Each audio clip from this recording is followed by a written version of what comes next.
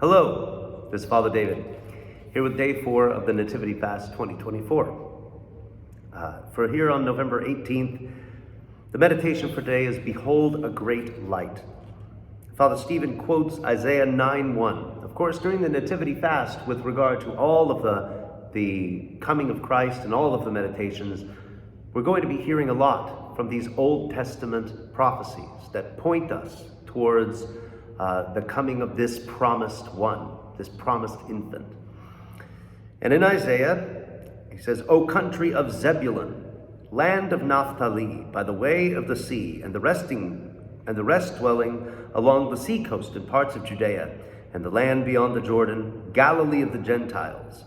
A people who walk in darkness, behold a great light. And you who dwell in the country of the shadow of death, upon you a light will shine. Now, I try not to give away the entirety of these chapters. It truly is good to go in and to read these carefully and slowly for yourself. But just to sort of introduce, and some of these are much shorter or much longer, but he speaks in the contrast of dark and light. The darkness really and truly is a time of absence, a kind of absence. It isn't really possible, he says, to measure darkness, because darkness is really just the absence of light, something that actually exists, that we can measure, that we can quantify. Darkness is simply the absence of what is good. The darkness of ignorance, Father Stephen says, is an absence of learning and wisdom. A darkness of poverty and hunger occurs in the absence of charity and justice. A darkness of evil thoughts and envy grows when a heart shuts out the light of God's goodness and turns in on itself. It is into such a darkness that Christ comes as the light.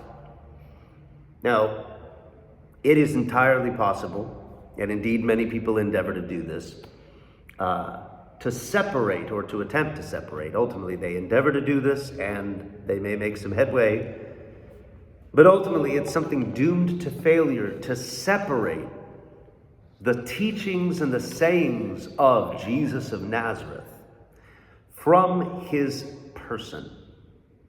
And it's vitally important that we as Christians realize that this is what many people want to do.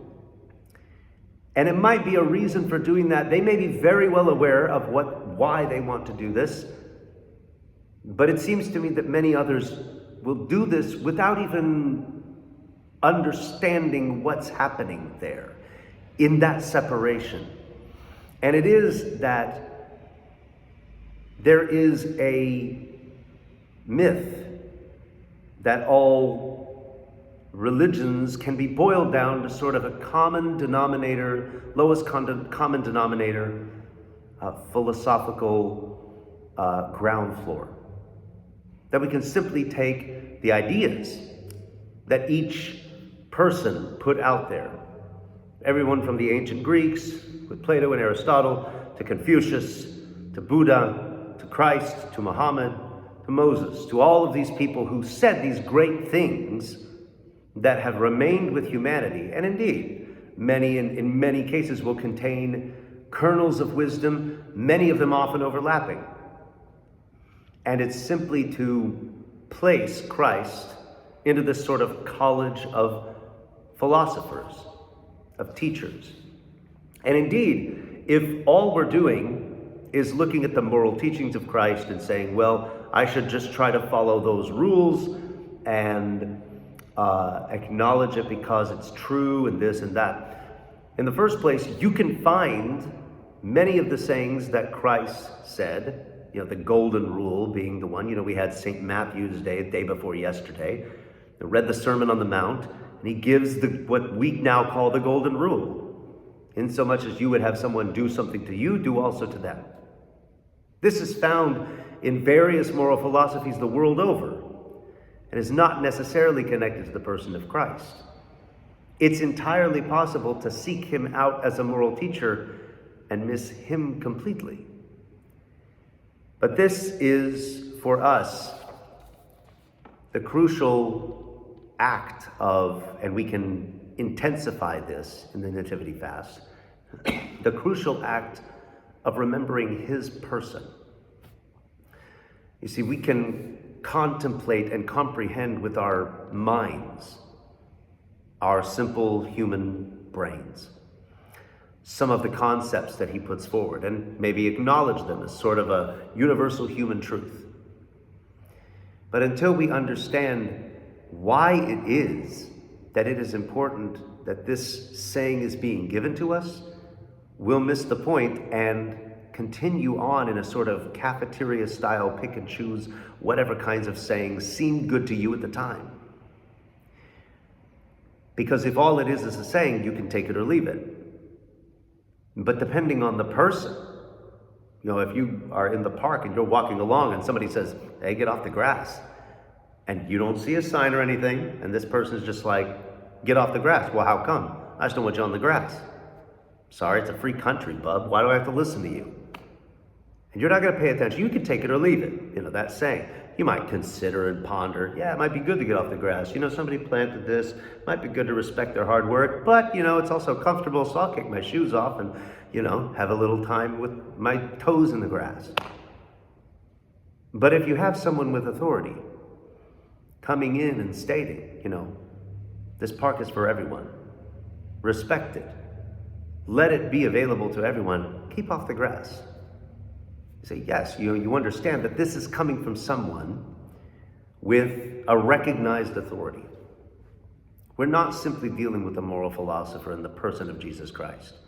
And the Nativity, with all of its prophecies and all of its foretelling and foreshadowing of the one who is coming, including all of this prophecy with Zebulun and Naphtali from Isaiah, and many, many more. The virgin giving birth, coming out of Bethlehem, out of Egypt I call my son. We'll no doubt get into all of these as we move through the fast.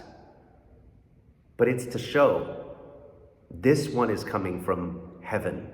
This is the man from heaven. This is the Son of God.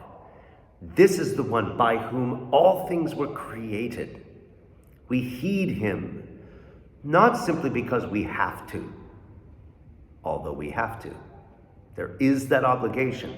And we do need to foster that sense of, I am obligated to live my life the way God, who has revealed himself, God as he is, directs me to live. But it is also because he is the light of the world. He declares himself and shows himself to be the light of the world.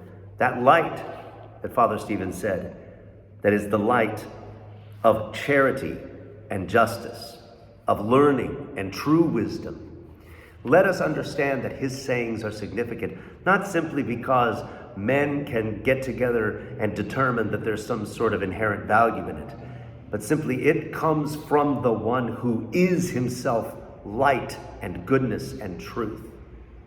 And in doing so, we unite to that goodness and truth and get taken in to the one who came for us to make us like himself. So Lord God bless you. Lord willing, we'll see you next time. Bye-bye.